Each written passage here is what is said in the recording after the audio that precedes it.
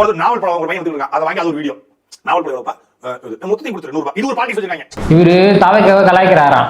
என்ன பண்ணுவாங்க தாவைக்காரங்களாம் ஒரு இழந்த பழத்தை வாங்கிட்டு எவ்வளோ கிட்ட 20 ரூபா அப்படின்னு வாங்கலாம். இவங்க 500 ரூபா கொடுத்துட்டு அப்படியே மியூசிக்லாம் போட்டு வீடியோ எல்லாம் இன்ஸ்டாகிராம்ல போடுவாங்களாம். இதுதான் இவங்களுக்கு தெரிஞ்ச அரசியல் அப்படிங்கிறான். நீ ஆத்தமலை கொள்ளையை தடுத்து போராடு, கனிமலை கொள்ளையை தடுத்து போராடு, டாஸ்மாக் எடுத்து மூடு. கல் கொள்ளைக்கு எதிராக போராடணும், மணல் கொள்ளைக்கு எதிராக போராடணும், கனிம வள கொள்ளைக்கு எதிராக போராடணும் அப்படிங்கிறான்.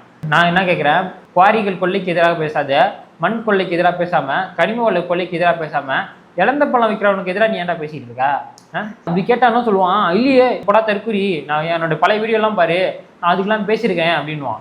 பேசுகிற நீ எதுக்கு நிறுத்தின பேச்சை?